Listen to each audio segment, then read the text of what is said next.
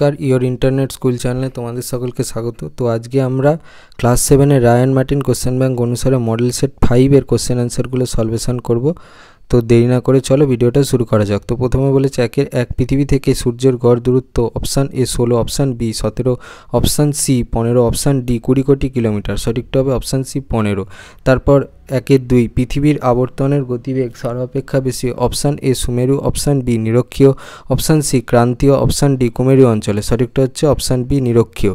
তারপর 1-3 সৌরবছর ধরা হয় অপশান এ 365 দিনকে, অপশান বি 367 দিনকে, অপশান সি 366 দিনকে, অপশান ডি 380 দিনকে। সঠিকটা হবে অপশান এ 365 দিনকে। তারপর 1-4 ভারতের প্রমাণ দ্রাঘিমার মান হলো অপশান এ 88 ডিগ্রি 30 মিনিট পূর্ব, অপশান বি 82 ডিগ্রি 30 মিনিট পূর্ব, অপশান সি 82 ডিগ্রি 30 মিনিট পশ্চিম, অপশান ডি 82 ডিগ্রি 30 মিনিট উত্তর। সঠিকটা হবে অপশান বি 82 ডিগ্রি 30 মিনিট পূর্ব। পর 1-5 এশিয়ার পিত নদী বলা হয় অপশান এ হোয়াংহো নদীকে, অপশান বি ইয়াংসিকিয়াং কে, অপশান সি সিকিয়াং কে, অপশান ডি আমুর নদীকে। সঠিকটা হচ্ছে অপশান এ হোয়াংহো নদীকে। তারপর 1-6 বিশ্বের বৃহত্তম সামুদ্রিক তৈলখনি হলো option A Ghawar, option B Safaniya, option C Jamnagar, option D লালি। সঠিকটা হচ্ছে অপশান বি সাফানিয়া। তারপর 2-1 তেসরা জানুয়ারি থেকে পৃথিবীর দূরত্ব সর্বাপেক্ষা বেশি হয়, এটা অশুদ্ধ হবে। তারপর 2 হচ্ছে লেনা নদী বৈকাল পর্বত থেকে উৎপত্তি লাভ করেছে, এটা শুদ্ধ হবে।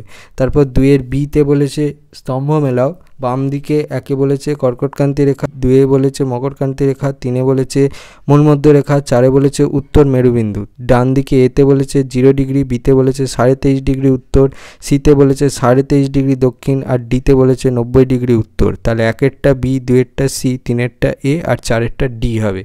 তারপর 3-1 মুক্তিবেগ কাকে বলে? কোনো বস্তুকে ভূপৃষ্ঠ থেকে যে ন্যূনতম বেগে ছুড়লে বস্তুটি পৃথিবীর মহাকর্ষীয় আকর্ষণের বাইরে চলে যেতে পারে এবং পৃথিবীতে আর ফিরে আসে না, তাকে পৃথিবীর সাপেক্ষে বেগ অর্থাৎ এসকেপ ভেলোসিটি বলা হয়। পৃথিবীপৃষ্ঠ থেকে সেকেন্ডে 11.2 কিমি প্রায় বেগে কোনো বস্তুকে ছুড়লে সেটি আর পৃথিবীতে ফিরে আসে না। ছোট বড় সব বস্তুর ক্ষেত্রে মুক্তিবেগ সমান হয়, অর্থাৎ মুক্তিবেগের মান বস্তুর ভরের ওপর নির্ভর করে না।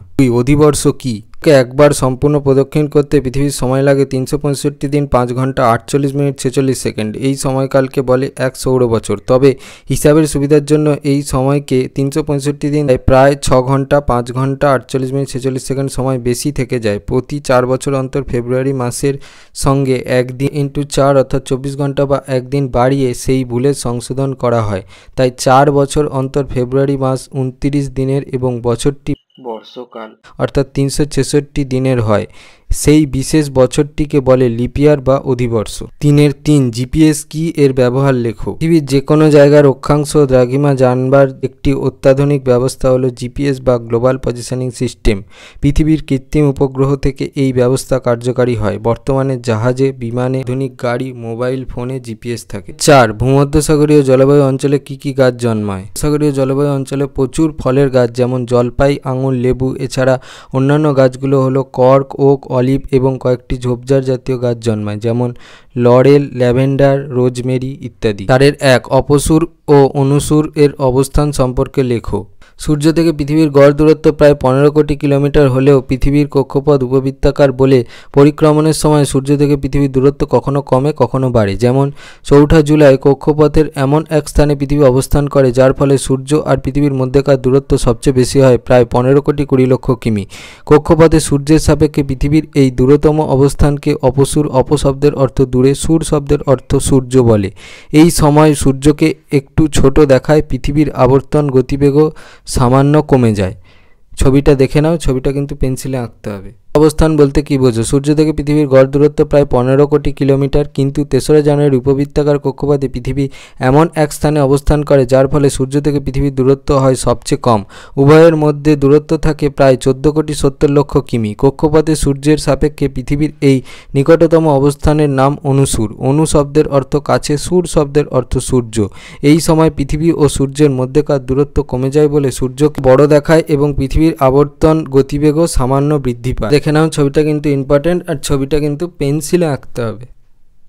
4.2 অক্ষরেখা ও দ্রাঘিমারেখার 4টি করে বৈশিষ্ট্য লেখো। 4টি বৈশিষ্ট্য: বিস্তার, অক্ষরেখাগুলো পৃথিবীকে পূর্ব পশ্চিমে বেষ্টন করে আছে। আকৃতি, 2 মেরুবিন্দু ছাড়া বাকি সব অক্ষরেখায় এক একটি পূর্ণবৃত্ত এবং পরস্পর সমান্তরাল। পরিধি, সব অক্ষরেখার পরিধি সমান নয়, অক্ষরেখাগুলির পরিধি নিরক্ষরেখা থেকে ক্রমশ মেরুর দিকে কমে যায়। কৌণিক পরিমাপ, প্রতিটি অক্ষরেখার কোণের সমষ্টি 360 ডিগ্রি 2 মেরুবিন্দু ছাড়া। দ্রাঘিমারেখার বৈশিষ্ট্য: বিস্তার, দ্রাঘিমারেখাগুলি পৃথিবীকে উত্তর দক্ষিণে বেষ্টন করে আছে। আকৃতি, প্রত্যেকটি দ্রাঘিমারেখা অর্ধবৃত্ত। দৈর্ঘ্য, সব দ্রাঘিমারেখার দৈর্ঘ্য সমান। কৌণিক পরিমাপ, প্রত্যেকটি দ্রাঘিমার কোণের সমষ্টি 180 ডিগ্রি। 4.3 এশিয়ার উত্তরবাহিনী নদীগুলোতে প্রায় বন্যা হয় কেন? নদীগুলির মোহনাঞ্চল উত্তরে সুমেরু মহাসাগরীয় অঞ্চলের অন্তর্গত। এটি হিমমণ্ডলে অবস্থিত বলে বছরে 8 থেকে 10 মাস বরফাবৃত থাকে, ফলে নদীর জল বেরোতে না পেরে বন্যা ঘটায়।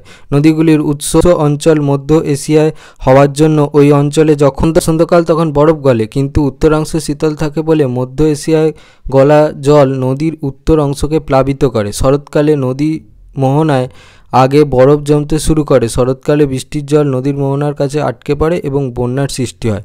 নদীগুলি খুব প্রাচীন ও কঠিন শিলার ওপর দিয়ে প্রবাহিত হলে নদীর গভীরতা কম, তাই নদীতে জল বেশি হলেই প্লাবন হয়। 5.1 মহাবিষুব ও জলবিষুব বলতে কি বোঝো? রবিমার্গ কি? মহাবিষুব সূর্যের চারিদিকে পরিক্রমণ করতে করতে 21 মার্চ তারিখে পৃথিবী তার কক্ষের এমন এক স্থানে অবস্থান করে যে ওই দিন মধ্যাহ্নে সূর্যরশ্মি ঠিক লম্বভাবে নিরক্ষরেখার ওপর পড়ে এবং উত্তর ও দক্ষিণ সূর্য থেকে সমান দূরে থাকে। ওই দিন পৃথিবীর সর্বত্র দিন ও রাতের দৈর্ঘ্য সমান হয়। ওই বিশেষ দিনটিকে মহাবিষুব বলে। এই সময় উত্তর গোলার্ধে বসন্ত ঋতু বিরাজ করে বলে একে বসন্ত বিষুব বলা হয়।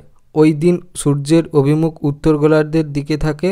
উত্তর গোলার্ধে মহাদেশের বা স্থলভাগের পরিমাণ বেশি, তাই একে মহাবিষুব বলে। বিষুব সূর্যকে প্রদক্ষিণ করতে করতে 23 সেপ্টেম্বর পৃথিবী তার কক্ষপথের এমন এক জায়গায় অবস্থান করে যে মধ্যাহ্নে সূর্যরশ্মি ঠিক লম্বভাবে নিরক্ষরেখার উপর পড়ে। এর ফলে ওই দিন উভয় মেরু থেকেই সূর্য সমান দূরত্বে অবস্থান করে বলে পৃথিবীর সর্বত্র দিন ও রাতের দৈর্ঘ্য সমান হয়। এই 23 সেপ্টেম্বর দিনটিকে জলবিষুব বলে। এই সময় উত্তর গোলার্ধে শরৎকাল থাকে, তাই এই দিনটিকে শরৎ বিষুবও বলা হয়। এই দিন সূর্যের অভিমুখ দক্ষিণ গোলার্ধের দিকে থাকে। দক্ষিণ গোলার্ধের জলভাগের পরিমাণ বেশি হয়, একে জলবিষুব বলে। পৃথিবীর পরিক্রমণ বা বার্ষিক গতির জন্য আকাশে সূর্যের আপাত বার্ষিক গতি লক্ষ্য করা যায়। সূর্য একটি নির্দিষ্ট গতিপথ ধরে বছরের বিভিন্ন সময় নিরক্ষরেখার সামান্য উত্তরে বা দক্ষিণে সরে যায়। 21 জুন থেকে 22 ডিসেম্বর পর্যন্ত সূর্যের দক্ষিণাভিমুখী গতিকে দক্ষিণায়ন এবং 22 ডিসেম্বরের পর থেকে 21 জুন পর্যন্ত উত্তরাভিমুখী আপাত গতিকে উত্তরায়ণ বলে। সূর্যের এই আপাত বার্ষিক গতিপথটিকে রবিমার্গ, রবি শব্দের অর্থ সূর্য এবং মার্গ শব্দের অর্থ পথ বলা হয়। এখানেও ছবিটা কিন্তু ইম্পর্টেন্ট, আর ছবি সবসময় পেন্সিলে আঁকবে। 5.2 ভূমধ্যসাগরীয় জলবায়ু অঞ্চলের প্রধান বৈশিষ্ট্যগুলি কী কী? নিরক্ষীয় জলবায়ু অঞ্চলের স্বাভাবিক উদ্ভিদগুলি কী কী? ভূমধ্যসাগরের তীরবর্তী সিরিয়া, লেবানন, জর্ডান, ইসরায়েল, তুরস্ক, প্যালেস্তাইন প্রভৃতি দেশে এই জলবায়ু লক্ষ্য করা যায়। বৈশিষ্ট্য: শীতকালে এই অঞ্চলের উপর দিয়ে আর্দ্র পশ্চিমা বায়ু প্রবাহিত হয় বলে বৃষ্টিপাত হয়, যদিও তার পরিমাণ কম, বছরে গড়ে 30 থেকে 50 সেমি। গ্রীষ্মকালে শুষ্ক উত্তর পূর্ব আয়নবায়ু প্রবাহিত হয়, বৃষ্টিপাত হয় না। বছরের কোনো সময় খুব গরম বা ঠান্ডা থাকে না। গ্রীষ্মকালে উষ্ণতা থাকে গড়ে 21 ডিগ্রি সেলসিয়াস থেকে 27 ডিগ্রি সেলসিয়াস, শীতকালে 5 ডিগ্রি সেলসিয়াস থেকে 10 ডিগ্রি সেলসিয়াস। শীতকালে পার্বত্য এলাকায় কিছু তুষারপাত হয়। এই অঞ্চলে বেশি উষ্ণতা ও বেশি বৃষ্টিপাতের জন্য ঘন চিরহরিৎ বা চিরসবুজ গাছ দেখা যায়, যেমন মেহগনি, রোজউড, আয়রন উড, সেগুন, আবলুস, রবার, কোকো, সিঙ্কোনা ইত্যাদি। 5.3 এশিয়ার পামির গ্রন্থি থেকে নির্গত পূর্ব ও পশ্চিমের পর্বতগুলির নাম লেখো। গ্রন্থি থেকে পূর্বে বিস্তৃত এগুলো হলো হিমালয়, কারাকোরাম, আলতাই, তিয়েনশান প্রভৃতি। পামির থেকে পশ্চিমে প্রসারিত পর্বতগুলি হলো হিন্দুকুশ, কিরথর, সুলেমান প্রভৃতি। পামির মালভূমির সর্বোচ্চ অংশের নাম মাউন্ট কমিউনিজম।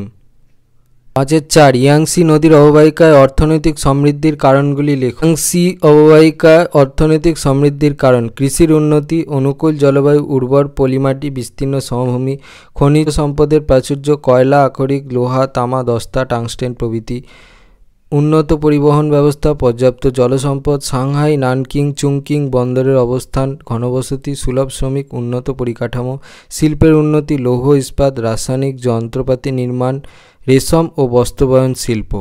যদি ভিডিওটা ভালো লেগে থাকে তাহলে ভিডিওটাকে অবশ্যই লাইক করে দিও এবং আমাদের চ্যানেলটাকে অবশ্যই সাবস্ক্রাইব করে দিও। এই ধরনের ভিডিও নোটিফিকেশান চটজলদি পেতে হলে আমাদের চ্যানেলটাকে সাবস্ক্রাইব করার পাশাপাশি পাশে থাকা বেল আইকনে গিয়ে অবশ্যই ক্লিক করে দাও, যাতে করে ভিডিও আপলোড হওয়ার সাথে সাথে তোমরা তার নোটিফিকেশান পেয়ে যাও। আর দেখবে ভিডিও ডিসক্রিপশানে আমাদের টেলিগ্রাম এবং হোয়াটসঅ্যাপ গ্রুপের লিঙ্ক দেওয়া আছে, সেখানে তোমরা জয়েন করলে এই সমস্ত কোশ্চেন অ্যান্সার সলভেশনের পিডিএফ এবং বিভিন্ন সাজেশানের ফ্রি পিডিএফগুলো তোমরা কালেক্ট করে নিতে পারবে। তো আজকের মতো ভিডিওটা এই পর্যন্তই, দেখা হচ্ছে পরবর্তী ভিডিওতে।